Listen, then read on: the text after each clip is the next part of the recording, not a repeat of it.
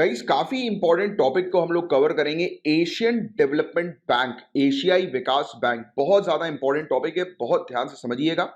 पहले इस टॉपिक को हम लोग कवर कर लेते हैं, फिर ये टॉपिक न्यूज में क्यों आया है उसकी इंफॉर्मेशन मैं आपको दूंगा। तो एशियन डेवलपमेंट बैंक एक रीजनल डेवलपमेंट बैंक हम लोग को देखने को मिल रहा है। मेरा एक आपसे सिंपल सा क्वेश्चन है, आप मुझे ये चीज बताएं कि इस एशियन डेवलपमेंट बैंक में क्या सिर्फ एशिया की ही कंट्रीज हम लोग को देखने को मिलती हैं? क्या सिर्फ एशिया की ही मेंबर कंट्रीज इस बैंक की मेंबर है? बताइए नीचे कमेंट बॉक्स पे लिखकर, देखते हैं किसको इसका आंसर पता है।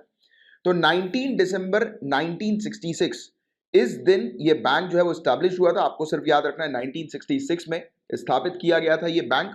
इसका हेडक्वार्टर हम लोग को मनीला फिलीपींस देखने को मिलता है, राइट। और यूनाइटेड नेशन ऑब्जर्वर है ये, यानी कि ये एक ऑफिशियल यूनाइटेड नेशंस ऑब्जर्वर है, यूनाइटेड नेशन का ऑब्जर्वर है एशियन डेवलपमेंट बैंक। तो ये वाला पॉइंट भी आपको ध्यान में रखना है।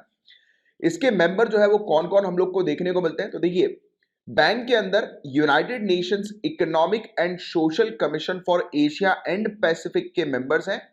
इसे पहले economic commission for Asia and the far east कहा जाता था, इस नाम से जाना जाता था। आज की डेट में ये UNESCAP के नाम से जानी जाती है ये बॉडी, ये इंस्टीट्यूशन यूनाइटेड नेशन की, राइट। तो इसके सदस्य जो है वो इसके मेंबर हम लोग को देखने को मिलते हैं, राइट। इसके अलावा नॉन रीजनल डेवलप्ड कंट्रीज भी इसकी मेंबर हैं, यानी कि जो कंट्रीज एशिया पैसिफिक की नहीं है वो भी डेवलप्ड कंट्रीज की मेंबर्स के तौर पर हमें देखने को मिलती हैं।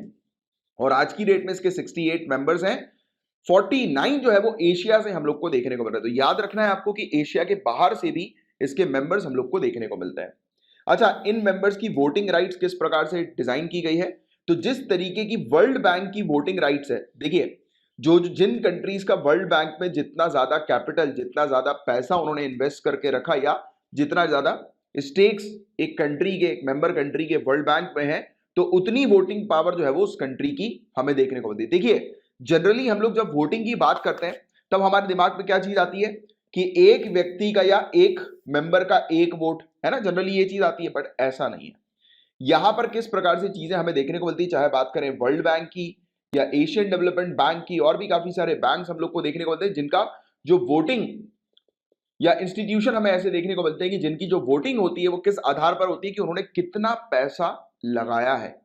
तो जैसे कि एक कंपनी होती है गाइस, कंपनी, आप खुद समझिए कंपनी के अंदर अगर आपके शेयर्स उस कंपनी में 51% से ज्यादा है, तो ऑब्वियस ही बात है कि आप जो है वो मेजर डिसीजन मेकिंग होल्डर होंगे उस कंपनी के, राइट। आपके डिसीजन जो होंगे उनको प्रायोरिटी दी जाएगी, मतलब कि आपकी जो वोटिंग है किसी चीज को लेकर, किसी डिसीजन को लेकर, उसका एक ज्यादा महत्व होगा, है कि नहीं, सिंपल तरीके से समझने के लिए। तो ये सेम चीज यहां पर भी हमें देखने को मिलती है कि जो वोट्स होते हैं वो किस प्रकार से डिस्ट्रीब्यूट किए जाते हैं, कि एक मेंबर कंट्री का कैपिटल सब्सक्रिप्शन कितना, उसने कितने पैसे जो है वो उसके अंदर कंट्रीब्यूट किया है, लगाया है, तो उसके अकॉर्डिंग हम लोग को देखने को मिलता है कि वोटिंग जो होती है वो डिसाइड होती है, राइट, शेयर के हिसाब से। तो सबसे लार्जेस्ट 5 शेयर होल्डर्स हैं, वो कौन से, क्या इन 5 शेयर होल्डर में इंडिया भी आती है क्या? तो हाँ आती है, हम भी हैं। तो यूनाइटेड स्टेट्स और जापान, ये दो कंट्रीज नंबर 1 पर हैं। दोनों के पास ही जो शेयर है वो 15.6% के है। हालांकि कितने परसेंट शेयर है वो याद मत रखो, बट ये बस थोड़ा सा आपको पता होना चाहिए कि जैसे कि जापान और यूएसए जो है वो टॉप 1 पर हम लोग को देखने को मिल रहा है, फर्स्ट पे। फिर मतलब ये दो कंट्री फर्स्ट पे हैं, फिर चाइना आती है, फिर इंडिया आती है, फिर ऑस्ट्रेलिया हमें देखने को मिलती है। तो ये 5 कंट्रीज है, टॉप 5 कंट्रीज, जिनके सबसे ज्यादा शेयर जो है एशियन डेवलपमेंट बैंक में हमें देखने को मिलते हैं। और एशियन डेवलपमेंट बैंक के क्या रोल्स और क्या फंक्शन है, तो देखिए एशिया के अंदर गरीबी को हटाने के लिए ये कार्य करती है। एशिया और पैसिफिक में गरीबी को हटाने के लिए कैसे? इकोनॉमिक ग्रोथ के पॉइंट ऑफ व्यू से, एनवायरमेंटली सस्टेनेबल ग्रोथ के तहत, राइट, मतलब एनवायरमेंट सस्टेनेबल ग्रोथ पर ये फोकस करती है, यानी कि ऐसे प्रोजेक्ट्स जिसके तहत जो कि एनवायरमेंट के लिए भी अच्छे हों और गरीबी भी लोगों की दूर करें, राइट। तो इस चीज पर मेनली फोकस किया जाता है। और साथ ही साथ हमें देखने को मिलता है लोन्स के माध्यम से, मतलब वेरियस इन्वेस्टमेंट के थ्रू ये एक्टिविटीज, यानी कि ये ग्रोथ जो है वो करवा पाती है कंट्रीज के अंदर। तो लोन देती है किसी कंट्री को, उनको ग्रांट्स ऑफर करती है, ग्रांट इन एड यानी कि सहायता ऑफर करती है, उनको इंफॉर्मेशन देती है कि कैसे उस कंट्री को जो है वो ग्रो करनी है, राइट, उनके इंफ्रास्ट्रक्चर के लिए, हेल्थ केयर सर्विसेज के लिए, फाइनेंशियल और पब्लिक एडमिनिस्ट्रेशन सिस्टम के लिए, मतलब कि जैसे फॉर एग्जांपल उस कंट्री के टैक्स सिस्टम को बेटर बनाने के लिए, बैंकिंग सिस्टम को बेटर बनाने के लिए इंफॉर्मेशन शेयर करती है, वेरियस टेक्नोलॉजी से उनको अवगत कराती है, हेल्प करती है कंट्रीज को कि कंट्री जो है क्लाइमेट चेंज के इम्पैक्ट से प्रिपेयर हो, राइट। यानी कि क्लाइमेट चेंज का प्रभाव जो आज की डेट में जो टेम्परेचर लेवल इंक्रीज होता जा रहा है, तो उसको कैसे वो घटाएं, कैसे कम करें, तो उसकी भी सहायता करती है।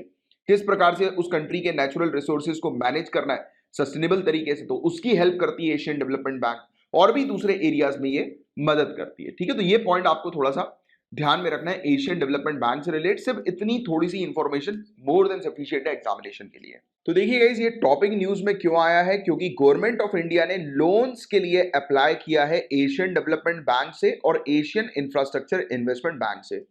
अगर आपको एशियन इंफ्रास्ट्रक्चर इन्वेस्टमेंट बैंक के बारे में नहीं पता है, तो आप सिंपल से डालिए Asian infrastructure investment bank YouTube के सर्च कॉलम पे, और उसके आगे लिख दीजिए झासर एकेडमी। तो सबसे टॉप में जो वीडियोस आएंगे उनमें देख लीजिएगा, अपने चैनल का वीडियो होगा, राइट। तो इसी पर ही आपको जो है वो पूरी information Asian infrastructure investment bank से रिलेटेड मिल जाएगी, राइट। मेरे ख्याल से भी कुछ समय पहले मैंने इस टॉपिक को जो है वो कवर कराया था, आप एक बार जो है वो देख लीजिएगा। और इसके अलावा हम लोग क्यों लोन ले रहे हैं एडीबी और एआईआईबी से, क्योंकि हमें और भी वैक्सीन चाहिए, कोविड-19 की वैक्सीन चाहिए, राइट। तो जरा एक क्वेश्चन है मेरा आपसे, नीचे कमेंट बॉक्स पर लिखकर बताएं एआईआईबी का हेडक्वार्टर कहां पर है, और अभी मैंने आपको पढ़ा है एशियन डेवलपमेंट बैंक, तो इसका हेडक्वार्टर कहां पर है, बताएं जरा नीचे कमेंट बॉक्स पर लिखकर, राइट। और बताया जा रहा है कि चाइना और इंडिया जो है वो बिगेस्ट शेयर होल्डर हैं इन पर्टिकुलर मतलब इसके इन बैंक्स के। तो इंडिया का भी एक बड़ा रोल है इन बैंक के शेयर होल्डिंग में, और चाइना का भी रोल हम लोग को देखने को मिलता है, राइट। तो ये सब इतना डिटेल में आपको जाने की जरूरत नहीं, बस सिंपल सी चीज ध्यान में रखो कि हम लोग जो है वो इन दोनों बैंक से लोन ले रहे हैं, क्योंकि हमें जो है वो वैक्सीन प्रोक्योर करनी है। और एशियन डेवलपमेंट बैंक की एक हम लोग को Asia Pacific vaccine access facility देखने को मिलती है, जो कि मतलब ये सिस्टम है जो कि पूरी तरह से जो एडमिनिस्टर करेगा इस वैक्सीन के प्रोक्योरमेंट को, कि हम जो वैक्सीन ले रहे हैं तो उसके लिए ये सिस्टम जो है वो कार्य करेगा, राइट। बस एक बेसिक सी चीज है जिसके बारे में आपको आइडिया होना चाहिए। बाकी एग्जामिनेशन पॉइंट ऑफ व्यू से एडीबी के बारे में आपको अच्छी जानकारी होनी चाहिए, और मैं उम्मीद करता हूं कि ये पूरा टॉपिक आपको अच्छे से समझ में आ गया होगा।